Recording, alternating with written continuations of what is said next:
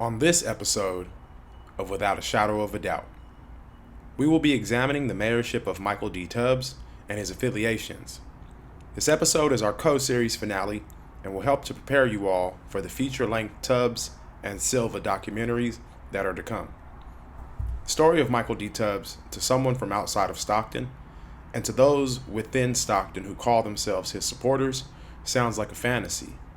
A young man who grew up poor from humble beginnings became a leader, a pillar of the community, and famous to boot. Then he was turned on by his own people. Out of all the great men and women in the history of Stockton, rich and wealthy to poor, and all the great actions and work that has been done, somehow the perception for some was as if our greatest accomplishment was in Michael Tubbs. But before we dig deeper, let's go back to the beginning. I think that quote, "be the change that you wish to see in the world," is super important because oftentimes people get scared to try to make change because it's like, well, what if it doesn't work? The bigger question is, what happens if you don't do anything? New tonight, HBO's new documentary will put Stockton on the world stage. It follows Mayor Michael Tubbs' historic election and his push to introduce some pretty big local changes that could have national implications. I had a chance to sit down with director Mark Levin. He explains why he chose to tell Tubbs' story and Stockton's story in an ABC 10 exclusive. On election eve 2016, the day that Donald Trump was elected president, Michael Tubbs Jr. was elected the youngest mayor of a major U.S. city, Stockton, the first African-American mayor. And it just struck me, what a difference. You're 26 years old. This ABC 10 interview with the then mayor-elect actually appears in the HBO documentary. That was really how it all started, was like, wow, this city's going from ground zero for the collapse and bankruptcy to all of a sudden seeming to become somewhat of a social policy incubator with this young mayor. The issues we're trying to solve, mainly violent crime, poverty, and homelessness, is going to take some risk. The city's investing money in your future. From the Stockton Scholars Program that provides college funding for high school graduates to the SEED program, an experimental universal basic income payment to random citizens chosen by a lottery system, the documentary makes the case that Stockton is driving change. Just this month, Mayor Tubbs announced he's leading a coalition of mayors in places like LA, Oakland, and Atlanta, calling for a guaranteed income. And if you want to see what the change looks like, tune in to HBO next Tuesday night. Before Michael Tubbs was a rising Democratic star, before the world knew who he was, with the fame, fortune, a beautiful wife and family, Michael Tubbs was just another awkward kid from South Stockton. He was raised in a poor single-parent home. The story of his father being in prison is well documented and has been leveraged in the mythology of Michael Tubbs to great effect. But to those who grew up alongside Michael Tubbs in South Stockton, they'll tell you there was hardly a time where he wanted for clothing, for food, or for brand new Jordans to our knowledge. Young Tubbs was braggadocious, cocky, and to some, arrogant, as many people when they are young are. One thing that could also be universally said is he was destined for success in one way or another. The sheer will and belief within himself was his greatest asset. He was an international baccalaureate program student, played tennis and basketball. He was student body president, and he participated in many clubs and groups while at Franklin High School.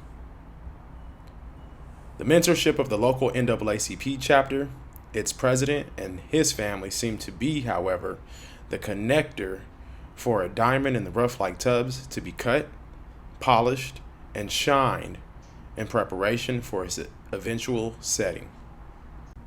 No one around Tubbs was surprised when he was admitted to Stanford on a full academic scholarship. No one around Tubbs was surprised when he started to create groups, clubs, and organizations to help those same students and families from the neighborhoods he grew up in have the opportunity to reach the success that he had. So we'll start by taking a look at some of the organizations, some of the clubs, and some of the people who were around Tubbs in the beginning, and then some of the people, clubs, and organizations that are around him now. And let's see what we can find out. We'll start with Michael Tubbs and the Stockton NAACP National Great Debaters Championship of 2008, and then we'll move forward. Next, we'll look at Michael Tubbs and his organizations like Phoenix Scholars and the co-created program Success Summer Leadership Academy at the University of Pacific in Stockton, California. Then we'll look at former Mayor Tubbs and his work after graduation from Stanford. Like with that opening, some of the people called him the calm before the storm because he's very regal, Dr. Kingish, like very grandiose, and then me and Talisha were just loud in your face. This is why we're going to win, so it's perfect. They say our team is perfectly balanced, so I like to think it was. One of the things that Chairman Bunn said to them after was that your facts were great. You had great facts. You did outstanding research. And the thing is, like, when debate is presented as something that's cool, like, it catches on like wildfire. Because afterwards, little kids are coming to us talking about they want to debate. And it showed, like, my little cousins who look up to me that you definitely can make a difference. You don't have to necessarily go through the paths everybody else do. You can go to college. You can win an NAACP national championship. And it's amazing. When Cleveland's name came up, all the kids were screaming, yeah, because it was a bunch of them. And then when they said Stockton, there's us clapping. those of us from California. But when it was all over, The house stood. the name of Stockton, California was the biggest thing in that convention next to Barack Obama.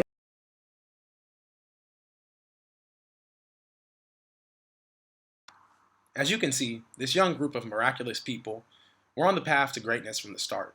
Alongside Michael Tubbs, on one side was Stockton transplant Talisha Hooker from Oakland, who attended and graduated from Chavez High School in Stockton Unified School District, and West High School graduate from Tracy, California, Matt Miller. You might be asking yourself who these people are, but you'll find out fast. After their national debate win, these three young people set off to change the world at their respective institutions of higher learning. Tubbs and Miller at Stanford, Hooker at the University of the Pacific. The first organization Tubbs created is the Phoenix Scholars Program, which he founded in 2010 while he was at Stanford. This program is said to hold the framework and be the framework model for the later Stockton Scholars Scholarship Program that Tubbs and his organization created through his Reinvent Stockton Foundation. Next up is the co-creation of the Success Summer Academy in 2010 that later became the instrument of success for Talisha Hooker and her BET Black Girls Rock Award.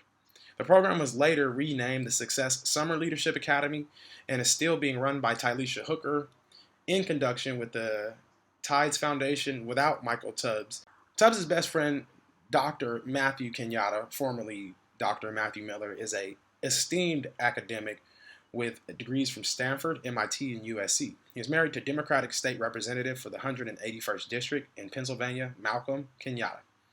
While doing all of this advocacy and grassroots work, Tubbs was also still making appearances for the NAACP at the local, regional, state, and even national levels. The NAACP, for all intents and purposes, is his home in the world of politics, economics, and social justice. Before joining City Council in 2012, Tubbs was in employment at the University of Pacific in Stockton.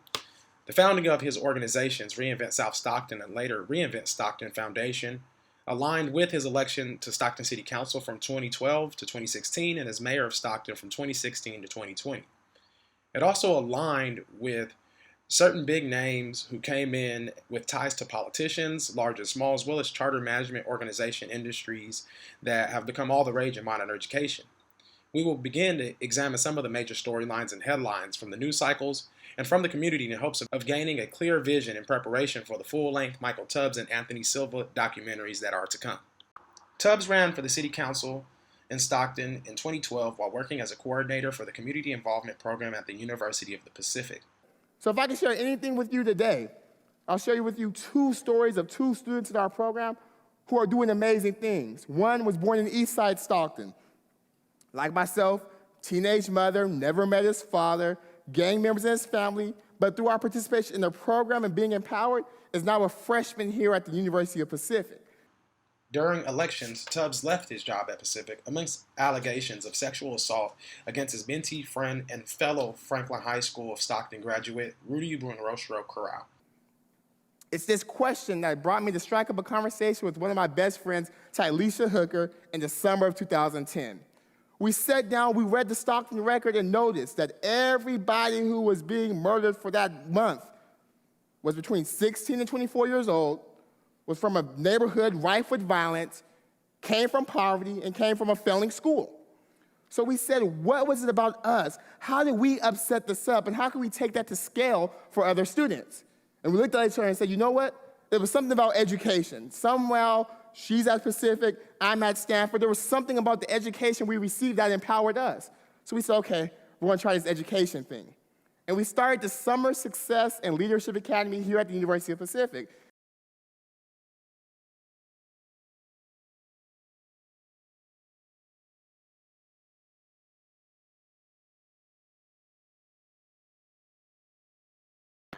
The Stockton Unified School District Board elections of 2018, 2020, and 2022 saw Michael Tubbs and politicians aligned with the Tubbs machine outspend their opponents by dollar amounts that had never been seen in local elections like ours before.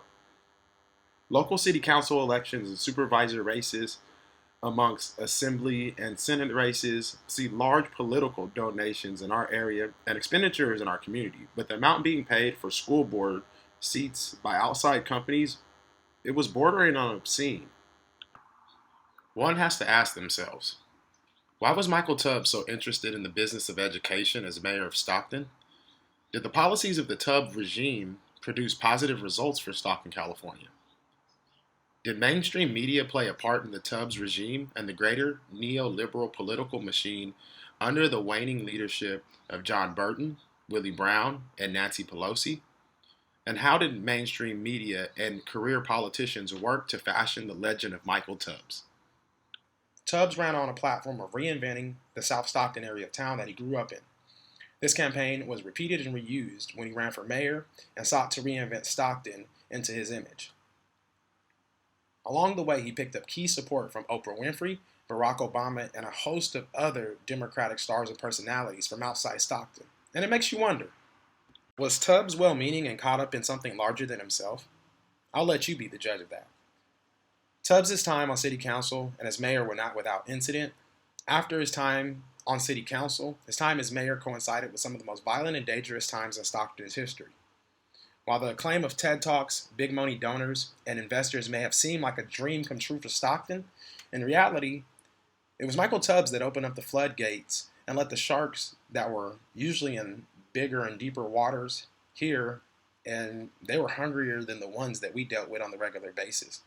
Stockton, a small college town, had been marked for expansion, growth, and industrialization of our infrastructure, education system, and our employment. You could say they were changing our very way of life.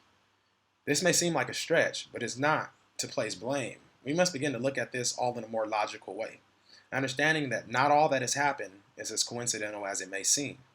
Once Tubbs joined government, he began to be surrounded by people, some that he was familiar with and others that he wasn't. However, the affiliations and styles of business have in hindsight proven to be more detrimental than helpful. The associations and work with NAACP connected Tubbs with the likes of Willie Brown, Kamala Harris, and the highest office in the land, the White House, where Tubbs spent time as an intern while at Stanford. The experimental programs that Tubbs piloted within Stockton during his tenure as mayor helped to progress business for larger outside groups like the California NAACP, Democratic Party, and donors to his prospects, but showed no marked improvement for our city, especially on matters that were important to us, like crime, homelessness, and the attraction of higher quality paying jobs. Shipping and logistical companies like Amazon are amazing at adding a quantity of jobs, but they don't always equate to the higher quality paying jobs that our community needs to grow more efficiently without experiments like universal basic income or increasing SNAP and food stamp benefits. By the end of Tubbs' tenure as mayor, Stockton had been divided in ways that were more pronounced than ever. People disagreed on solutions about who was to blame for crime, homelessness, low income, poor infrastructure, drug trafficking, as well as a host of other issues within Stockton. There were Tubbs supporters and Silva supporters, and the feeling became you're either on one side or the other. No one is exempt. Meanwhile, we have ignored the people and the groups who are sending millions of dollars into Stockton and spending tens of millions of dollars to ensure that large media and actors continue to control our perspectives on the things happening within our community. If you look closely at Team Tubbs before he became mayor of Stockton and then after, there's some distinct and infamous members of our community that have come together to act out the production of Michael Tubbs, mayor of Stockton. In our feature-length Tubbs documentary, we will provide a profile and a story map to show all the Tubbs connections with better depth and clarity. We will also present profiles on following Team Tubbs connected organizations: Reinvent South Stockton Coalition, Reinvent Stockton, Stockton Scholars, Stockton Seed, Stockton Strong, Advance Peace Cash for Criminals, San Joaquin A+, the Community Foundation of San Joaquin, the Success Summer Academy, and the NAACP Stockton chapter and the California chapter. Michael Tubbs told the citizens of Stockton that he'd still be here for our community and our city no matter the outcome of the 2020 mayoral election. However, when he moved to LA, we found that to be a lie. His influence and the influencers he has promoted to power in his stead are still highly active and functional as splinter cells spouting the rhetoric and buzzwords of their neoliberal overlords. Senator Burton looked at us and he said, "You two look normal. Why do I keep hearing that you're the devil in disguise?" And we said, "Well, we don't know why, but we're happy to try to talk you out of that perception." To which Reed began to describe, his work in Silicon Valley. He hadn't proposed his Netflix idea at that time, so he was meeting Senator Burton as, the entrepreneur who had sold pure software for a fair amount of money and was supporting Democrats. And then he looked at me and he said, "You're like a school district superintendent. You can't be that crazy." And I said, "No." And I said, "San Carlos is anything but a crazy place, but it cares a lot about its kids and cares a lot about innovation." And we are walking out the door about an hour later after what we thought was a pretty successful meeting. One, he didn't throw us out, and two, he didn't lace us with his legendary profanity that we hear occasionally happens with Senator Burton. On the way out, he said, "Hey, is that Carlos Club still in San Carlos?" And San Carlos doesn't have all that many bar nightclubs. The Carlos Club is fairly legendary. It's across the street from the Caltrain station and is the only karaoke place in town at that time. So, of course, I said it was, and he said, my brothers and I would stop by the Carlos Club on our way back from swimming at some quarry down in San Jose, and it was a great spot. And of course, I probably was underage, but that didn't matter in the Carlos Club. And he said, "If it's still around, if they think it's a good idea, I might think it's a good idea as well." So we immediately jumped back in the car and headed for the Carlos Club. We got back about 2 hours later and walked into the Carlos Club, which at the time was family owned, and said, "Hey, I knew some of the patrons of that club. I think they were probably parents of kids in our schools, and talked to them and said, if I brought you a letter that said what we were doing is a pretty good idea, would you all be willing to sign it and we could send it to Senator Burton?" And of course, they all said they would. Early the next week, I brought back a letter that anyone in the bar, including the owner, signed, and we sent it to Senator Burton. And I hope he still has the letter, because whatever it took, he was more than on our side in this effort. During our feature-length documentary on Michael Tubbs, we will look closely at the business deals, wealthy donors, and the community grassroots organizations that took the lead in questioning the validity and work of Michael Tubbs. The insane part is, neither side can be said to be better. In my experience, this is a game that is played on the community from both sides. In our series finale, we will take a hard look at our other former mayor of Stockton, Anthony Silva and Team Silva. We will look at his organizations and his connections in order to allow for a judgment to be made on the next episode of Beyond the Shadow of a Doubt. Let's see what the most powerful woman in the world is up to. Kamala Harris apparently loves a Venn diagram. And gosh, she loves telling us about it. Remember Venn diagrams, those 3 circles, right? And then let's just see where they overlap. You will not be surprised because I have constructed a Venn diagram on this. Remember those 3 circles, how they overlap? I love Venn diagrams, so I just do. Whenever you're dealing with conflict, pull out a Venn diagram, right? And so, you know, the 3 circles. And so I asked my team, right? They're fantastic. I'm geeking out right now. He sees the Venn diagram of it all. He sees that there are those circles, and maybe people seem that they're a little different. They live in different parts of the country. They may be different age or different race. But that area in the middle, that overlap. I asked my team to do a Venn diagram of where these attacks are happening. So voting rights, women's reproductive rights, LGBTQ rights. And of course, there was a huge intersection. You know, I asked my team to do a Venn diagram for me of where we are seeing attacks and who are the attacks against and the similarity. And when you look at a diagram of the, just a Venn diagram. Here is a Venn diagram that sums up the Vice President. Well, let me just say, I love Venn diagrams. I really love Venn diagrams. You know, the circles, right? 3 usually.